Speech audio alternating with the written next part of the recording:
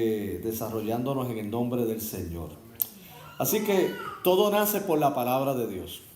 Y yo le invito a abrir sus Biblias en el Evangelio según San Mateo, capítulo 1, versos del 18 al 25.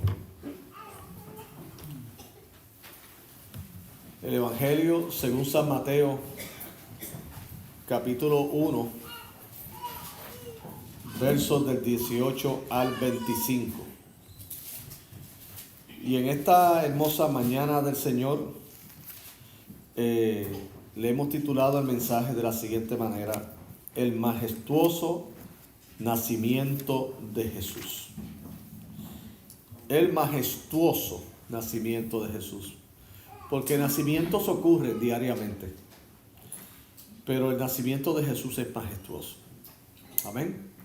Muchas personas lindas, todo ser humano tiene una dignidad y es importante en su tiempo de nacimiento.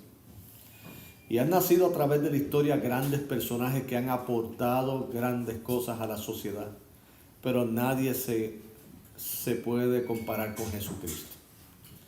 Así que dice la Escritura en el Evangelio según San Mateo capítulo 1, versos del 18 al 25, en el nombre del Trino Dios, Padre, Hijo y Espíritu Santo. Y dice así: el nacimiento de Jesucristo fue así. Estando desposada María, su madre, con José, antes que se juntasen, se halló que había concebido del Espíritu Santo. José, su marido, como era justo y no quería infamarla, quiso dejarla secretamente.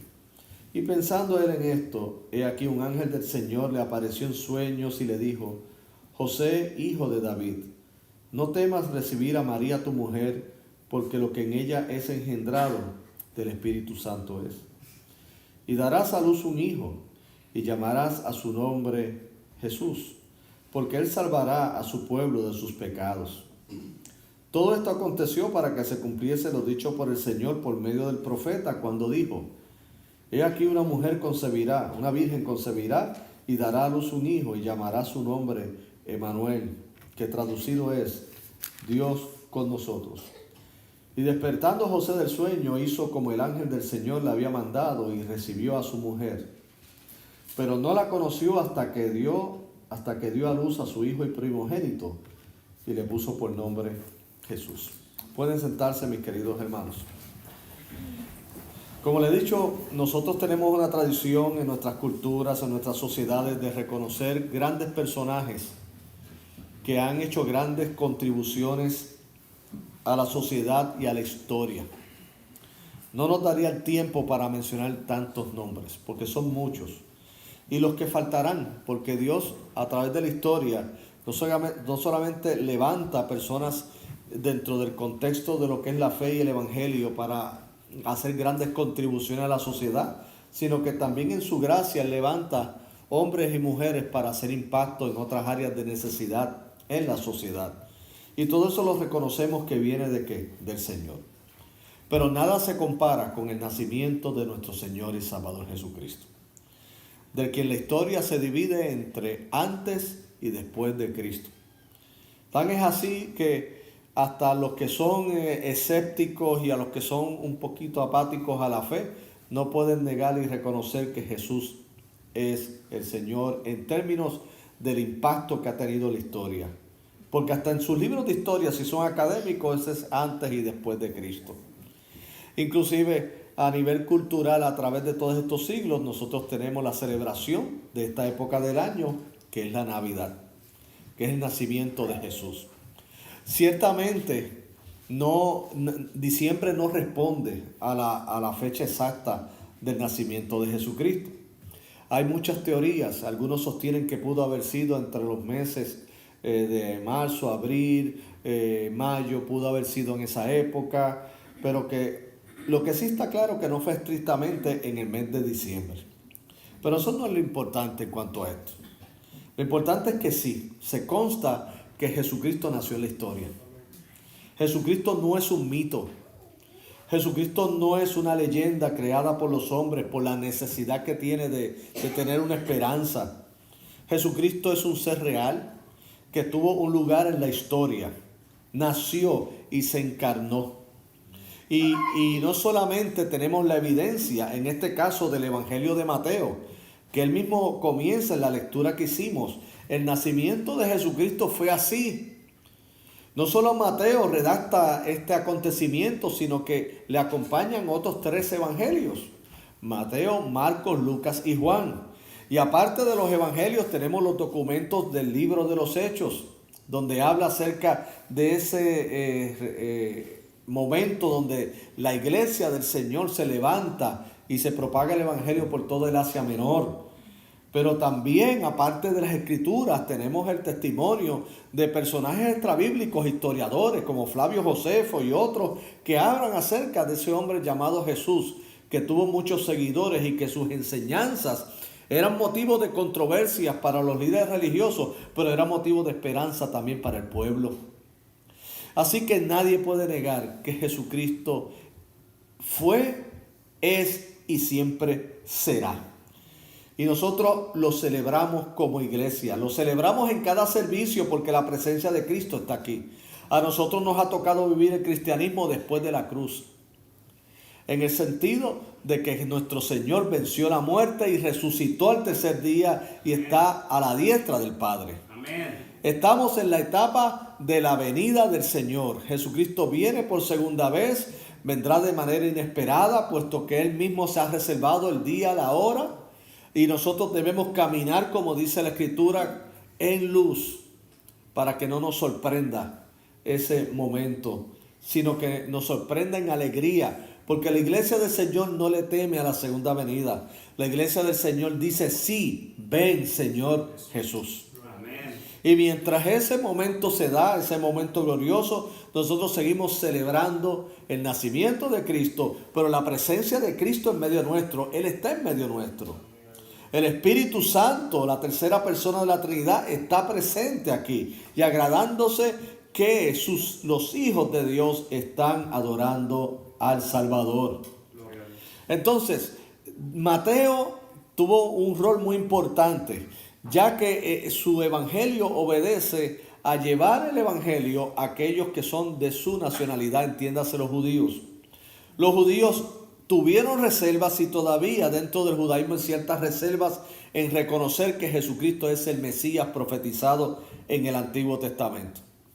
Pero aún, aunque hay un gran sector de los judíos que tiene grandes reservas, sin embargo, como dice Pablo en Romanos, y lo hemos estudiado, un remanente ha venido al conocimiento de Cristo y han sido salvados por la gracia del Señor.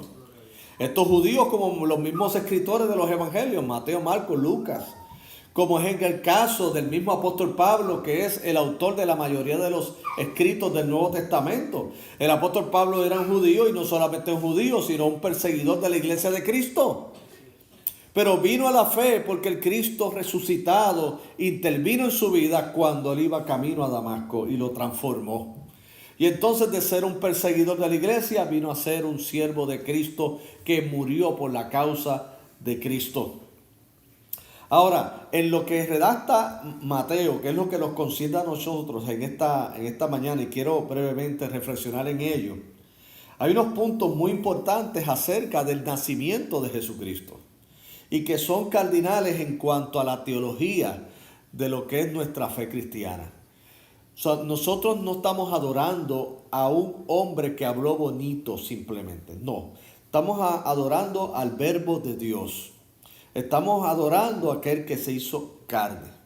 Entonces, por lo tanto, en la narrativa de Mateo acerca del nacimiento de Jesucristo, o lo que hemos titulado en esta mañana el majestuoso nacimiento de Jesús, lo primero que resalta Mateo es lo siguiente: que el nacimiento de Jesucristo fue por obra sobrenatural, o sea, por obra del Espíritu Santo.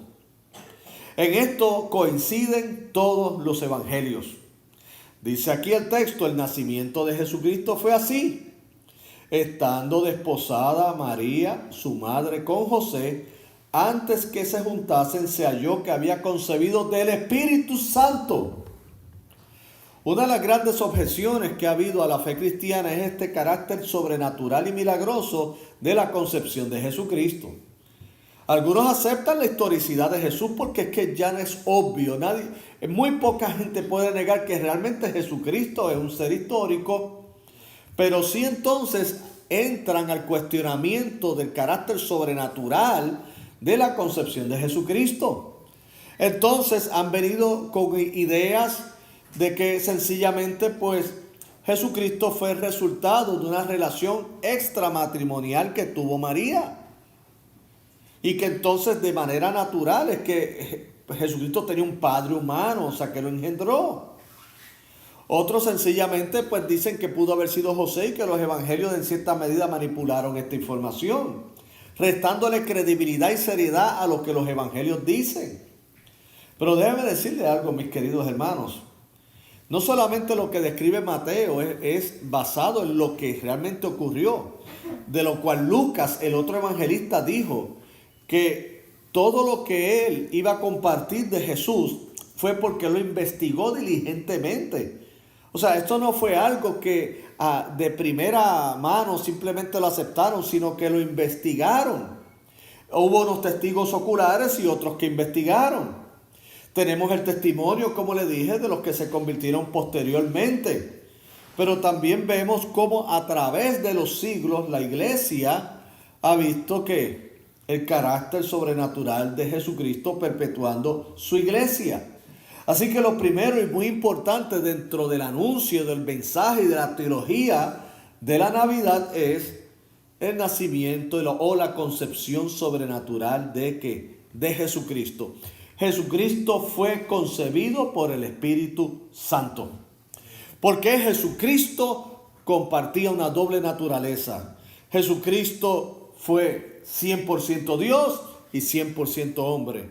El gran misterio de la encarnación de Dios en Cristo Jesús, pero que es innegable porque es parte del testimonio bíblico y de la reflexión teológica que hicieron los escritores bíblicos. O sea, Jesucristo nació por obra del Espíritu Santo. Fue algo sobrenatural, fue por el poder de Dios. Tan es así que en el Evangelio de Lucas, cuando esta joven María se le anuncia que ella va a concebir del Espíritu Santo, resulta obviamente para la mente humana algo sumamente increíble. Pero el ángel le dijo lo siguiente, y esto que le dijo el ángel a María es algo que es un mensaje de esperanza para nosotros hoy también. Y él le dijo, tú vas a tener un hijo porque la sombra del Espíritu Santo te va a cubrir. Y todo esto será porque nada hay imposible para Dios. Y le voy a decir algo, eso es un mensaje no solo teológico en cuanto a la concepción de Cristo, sino que es un mensaje de esperanza que acompaña en sí mismo la Navidad.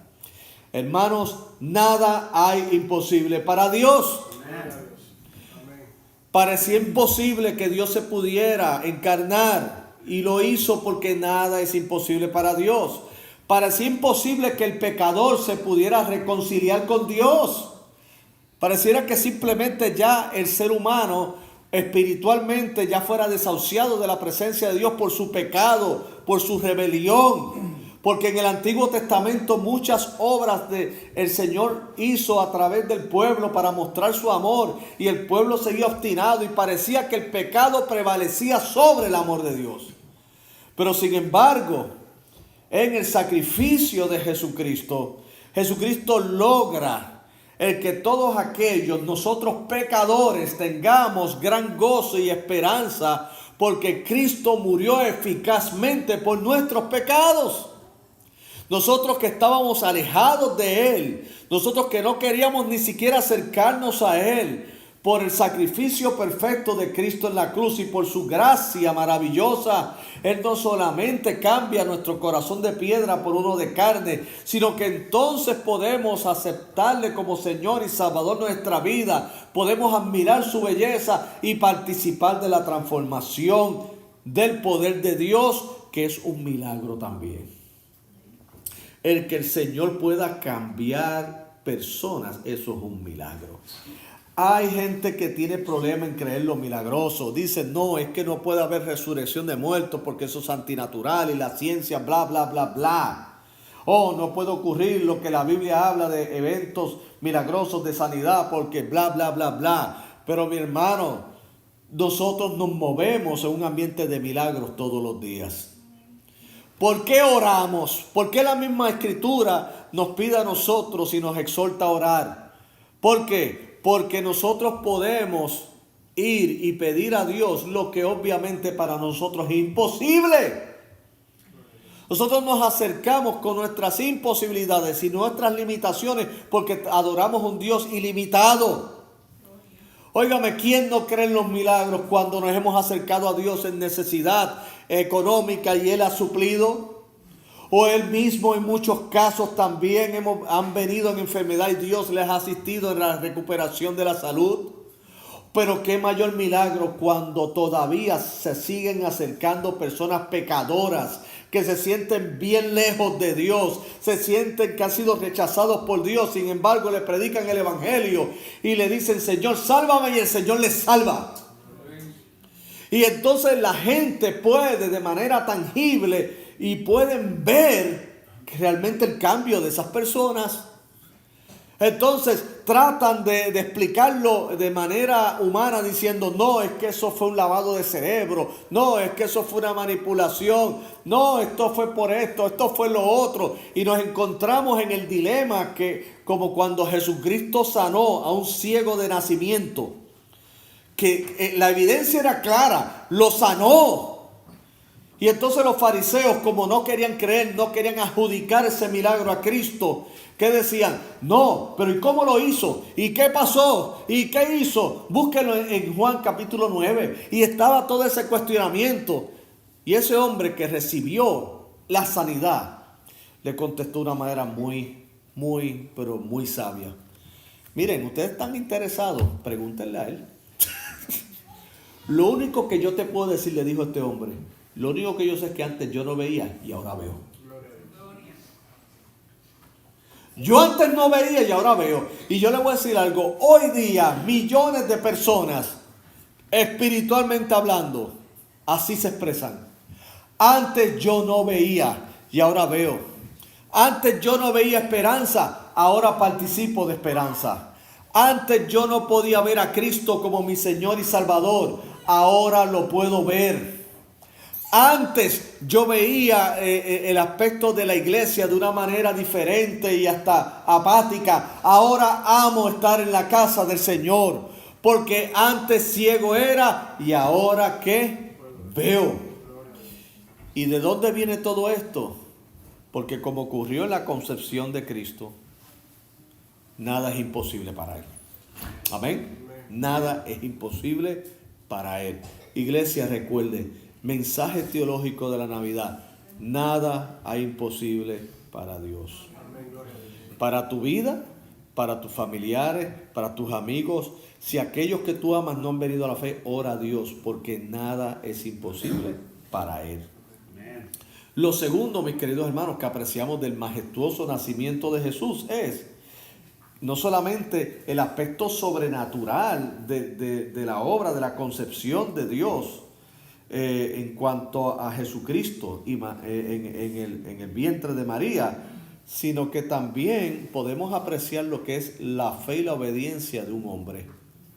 Y este es un personaje que, bendito, no se toca mucho y se llama José. Todos los José que yo conozco son buena gente. Sí, todos. Y este José es buena gente. Dice en el nacimiento de Jesucristo, ¿sabe? Usted sabe, siempre se habla de María y gloria a Dios, qué bueno. Claro, ella la recipiente, la portadora de Jesucristo en su vientre. Se hablan de los pastores que estaban en el momento del nacimiento de Cristo y los ángeles aparecen. Óigame, ¿por qué dejamos a José a un lado? José jugó un papel muy importante en el plan de redención. Óigame, dice la Escritura que José ya tenía una relación con María. Y dice aquí que estando desposada María, su madre, con José, o sea que ya estaban en una relación. Antes que se juntasen, a él le tocó recibir una noticia un poco humanamente fuerte. Y ¿sabes qué? Con la que tú te casaste ya está embarazada. Oye,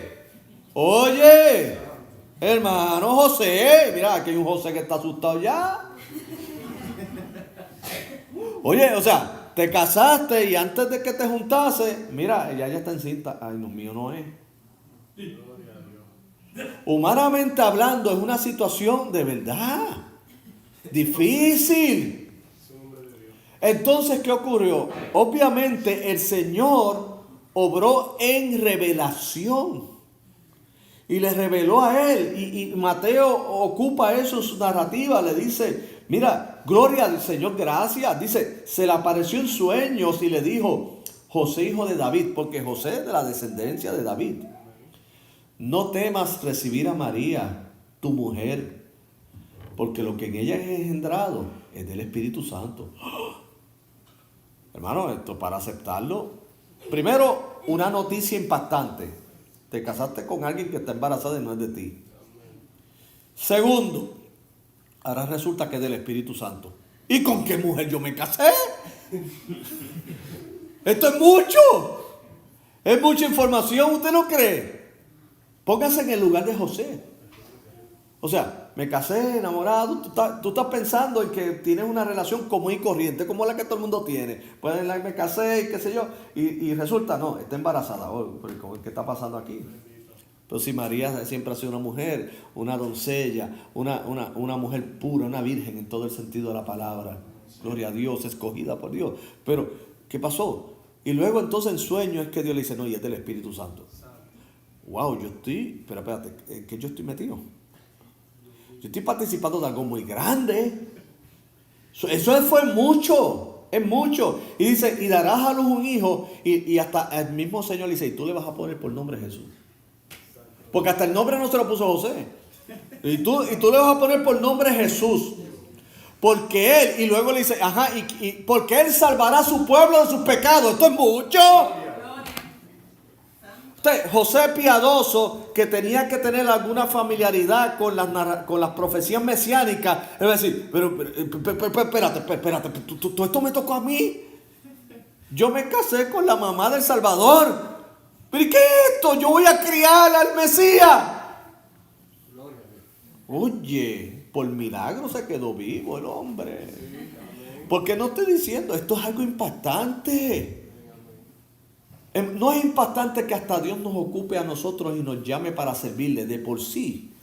Si usted recibe realmente una vocación del cielo, siempre la reacción es de temor. La reacción es algo, es más liviano que esto. Sin embargo, dice aquí que este hombre José, y como se expresan los evangelios, era un hombre justo. Y aceptó el rol que le tocaba en el plan de redención de Jesús. José es un ejemplo de fe y obediencia a Dios. Hermano. Por lo tanto, lo primero, como le había dicho, en el nacimiento de Jesucristo se resalta la obra del Espíritu Santo y el poder de Dios. Y segundo, se resalta que cómo Dios opera en una persona para aceptar con fe y obediencia una encomienda demasiado grande. Hermano, no iba a criar a cualquiera. Era el Salvador del mundo. Recordemos que lo crió. Hermano, él le enseñó una vocación ser carpintero. Él estuvo con él y viéndolo desarrollarse a él, sabiendo que no era cualquier niño. Era el Mesías, bro. Y que ese mismo que él estaba criando, que le decía papá en términos humanos, él también tenía que reconocer a ese hijo en términos humanos como su salvador. Porque José tenía que ser salvo por la gracia de Dios también. O sea, él estaba criando a su salvador. Y todo ello, hermano, resalta que la fe y la obediencia de él en sometimiento, en su disposición a participar en el plan de redención. Oh, mis queridos hermanos, eso también tiene una enseñanza para nosotros práctica. Obviamente no va a ser de la manera tan impactante como le ocurrió a José, pero Dios nos sigue invitando a participar en su plan. En el plan de redimir la humanidad en cuanto a compartir el Evangelio de Jesucristo. Dios, de este puñado de hermanos que tenemos aquí, hermosos, que la Iglesia Bautista Central Hispana es de las más hermosas que hay. Amén. Aquí van a salir ministros, aquí van a salir misioneros y aquí hay misioneros actualmente, porque todos ustedes son misioneros, que comparten el evangelio en todo lugar, que asimismo, no tan de una manera tan dramática, pero fueron impactados y ciertamente parecía que es mucho lo que Dios nos estaba delegando, pero luego lo aceptamos en fe y obediencia. ¿Por qué? Porque la obra es de Dios. Y Dios nos da el querer como el hacer por su buena voluntad. Amén. Así que la Navidad me comunica que está el poder de Dios, pero también Dios llamando a personas comunes y corrientes para participar de grandes cosas para el reino. Y por último, mis queridos hermanos, el nacimiento de Jesucristo nos revela un nombre sublime.